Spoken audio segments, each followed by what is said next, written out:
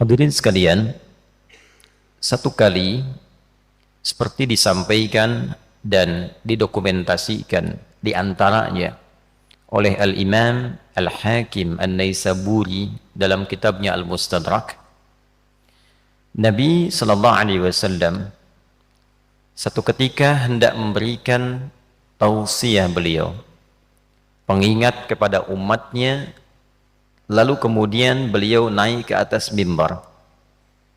Mimbarnya dirancang dengan 3 undakan, seperti 3 tangga naik ke atas.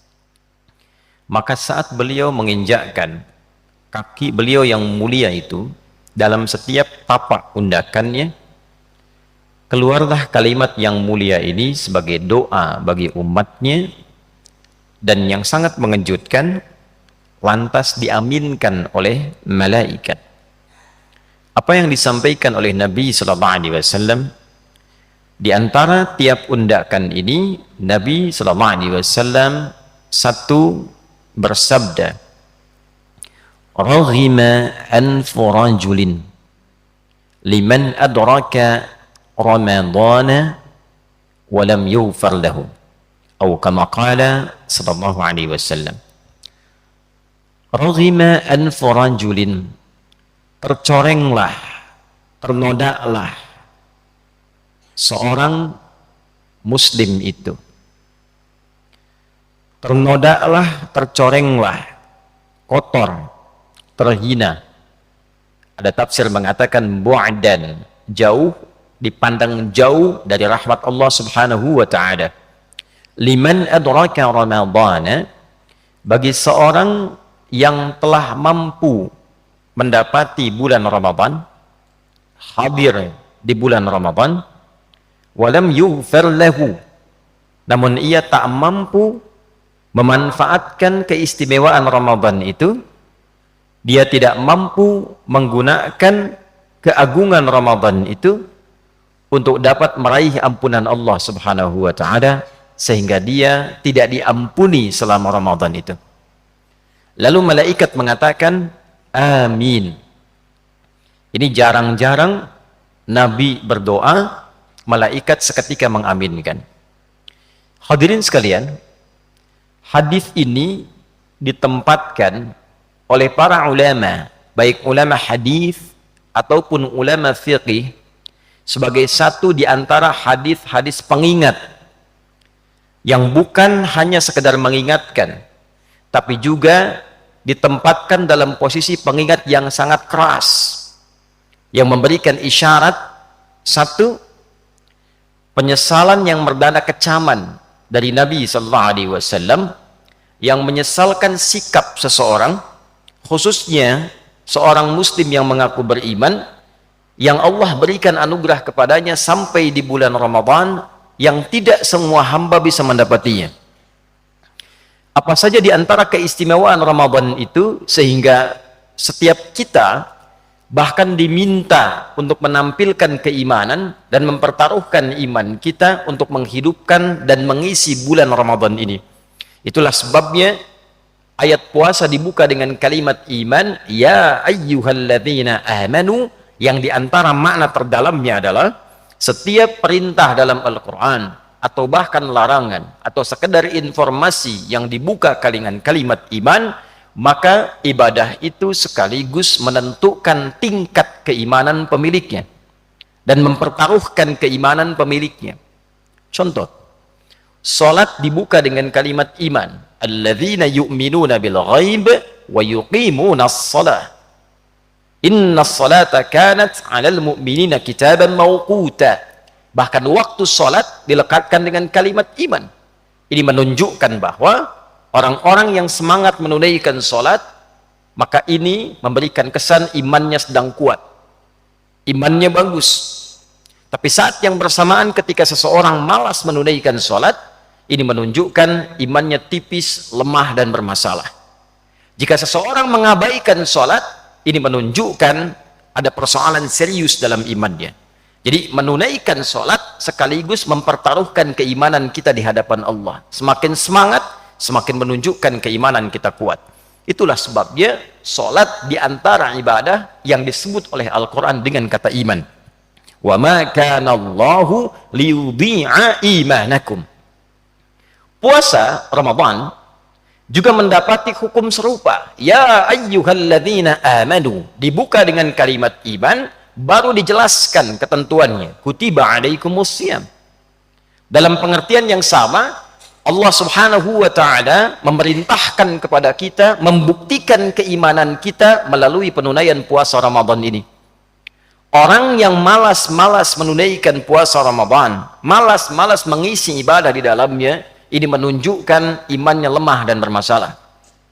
Orang yang semangat mengisi Ramadan, semangat menunaikan salat, semangat tilawah Al-Quran, semangat menjalani siam dari fajar sampai dengan maghrib, ini menunjukkan imannya kuat. Jadi puasa Ramadan sekaligus mempertaruhkan keadaan dan kekuatan iman kita di hadapan Allah subhanahu wa ta'ala.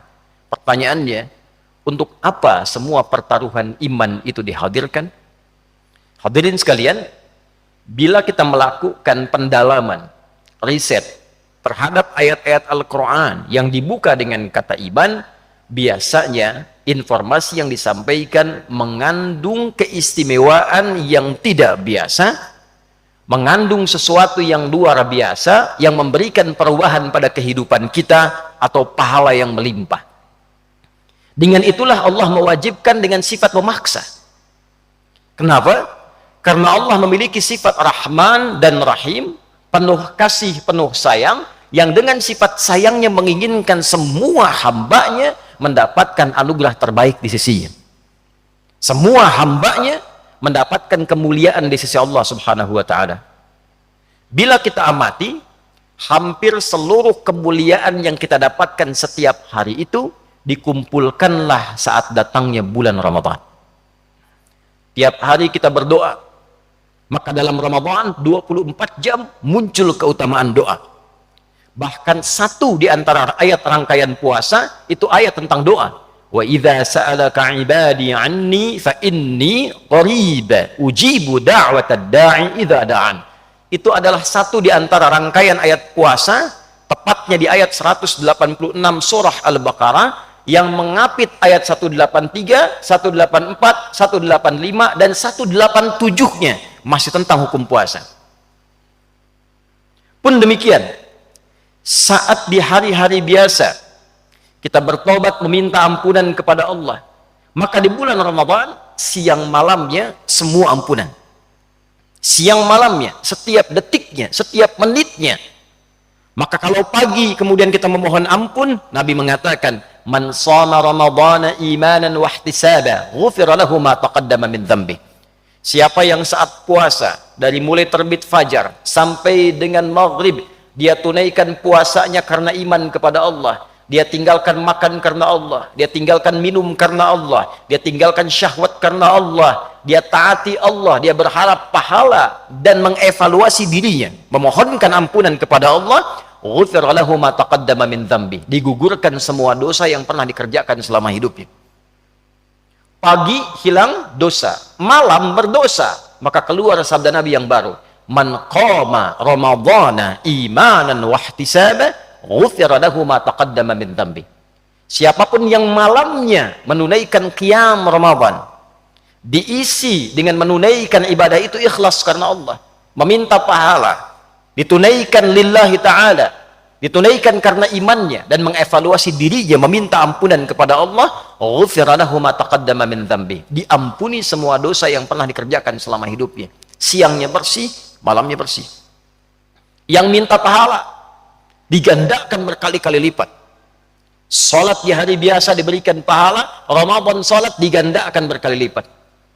Infak diberikan pahala, Ramadan ditunaikan digandakan berkali lipat. Bahkan malam biasa kita menunaikan ibadah, satu malam saja di malam Ramadan ada yang nilainya lebih daripada 1000 bulan. Baca Quran hari biasa satu hurufnya 10. Baca Quran di malam itu nilainya lebih dari 1000 bulan. Bila dikonversi, dihitung kehitungan kita, kurang lebih bahkan mencapai 82 tahun. Membaca satu ayat sama dengan baca ayat 82 tahun tanpa henti. Ramadan. Ada orang disampaikan oleh Allah ke bulan Ramadan, dosanya banyak. Dosa lisan sering mencela, bergibah, berbohong, mata menatap yang salah, telinga mendengar yang keliru, kaki melangkah ke tempat yang tidak benar. Allah berkeinginan mengumpulkan ia di bulan Ramadan untuk menggugurkan semua dosanya dari ujung kepala sampai ujung kaki. Setelah digugurkan, kosong dia, diisi dengan amal. Sekali sholat banyak pahalanya, sekali baca Quran banyak pahalanya.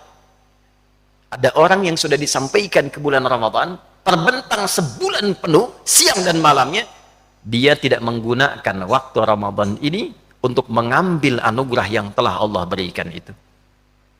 Rahmat, anugerah. Maghfirah, anugerah. Itqum minan nar, pembebas neraka, anugerah. Khatib memberikan hadiah kepada Anda 100 juta rupiah. Anda senang, Anda terima, gembira. Allah berikan hadiah kepada kita di bulan Ramadan. Ampunan dosa, kasih sayang, pahala melimpah. Tapi ada hamba yang mengabaikan dan tidak mengambilnya. Maka kata Nabi, bu'dan raghima anfu rajulin atau kama qala sallallahu alaihi wasallam. Keterlaluan orang itu. Celaka dia. Tercoreng wajahnya. Liman adraka ramadhana falam yughfar lahu. Yang sudah sampai ke bulan Ramadan, dia tidak termotivasi untuk mendapatkan minimal ampunan Allah Subhanahu wa taala. Minimal ampunan Allah Subhanahu wa taala. Ia bisa diraih dengan kalimat istighfar atau doa yang diajarkan oleh Nabi di setiap malam-malam selepas tarawih. Allahumma innaka afuwun karim tuhibbul afwa fa'fu anni. Ampunan. Ia bisa diraih dengan meningkatkan sunnah Nabi. In kuntum tuhibbunallaha fattabi'uni yuhibbukumullah wa yaghfir lakum dzunubakum. Katakan Muhammad sallallahu alaihi wasallam, jika kalian hamba-hambaku serius mencintaiku, perbanyak ikuti sunnah Nabi. Nabi menyontohkan tarawih, kita ikuti. Nabi menyontohkan tilawah Quran, kita perbanyak. Nabi menyontohkan sedekah, kita ikuti.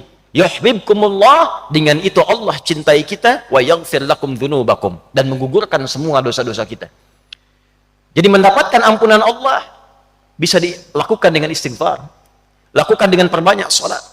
Lakukan dengan perbanyak bacaan Al-Quran, dengan zikir, dengan sedekah, dan semua dikumpulkan saat Ramadan.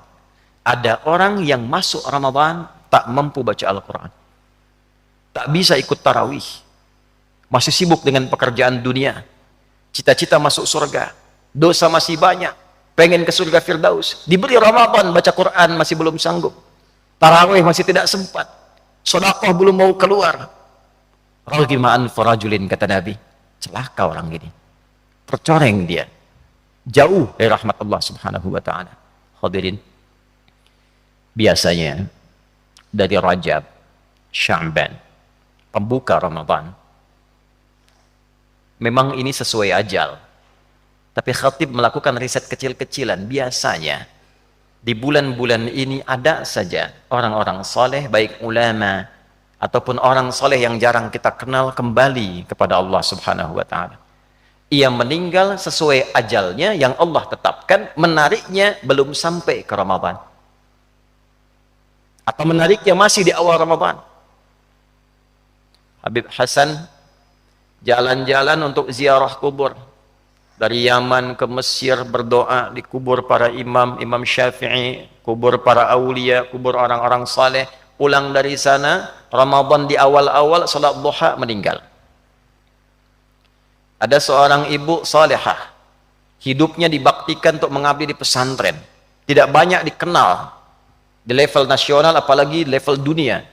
Ibu ini dari mulai kecil sampai dewasa, sampai punya anak, mengabdikan dirinya di pesantren, membimbing anak-anak, mengajak ke masjid.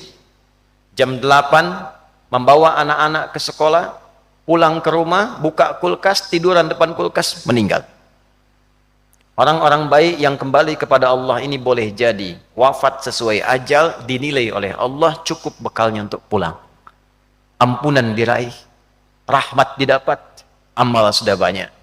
Kita masih membutuhkan hari ini dan selanjutnya sesuai ajal kita untuk mendapatkan ampunan Allah Subhanahu wa taala. Untuk itu hadirin, dalam khutbah yang singkat ini, mari kita isi bagian-bagian waktu Ramadan ini dengan meningkatkan ketakwaan kepada Allah Subhanahu wa taala. Perbanyak amal kita di pagi hari, tingkatkan amal kita di malam hari, dan jangan lupa berdoa pada Allah Subhanahu wa taala untuk ditolong oleh Allah sehingga bisa meningkatkan amal ini. Tidak cukup beramal dengan kemampuan kita, karena setan itu lebih kuat dibandingkan dengan pribadi kita. Kita butuh pertolongan Allah. Di antara doa yang diajarkan oleh Nabi, Allahumma inni ala dzikrika wa syukrika wa husni ibadatik.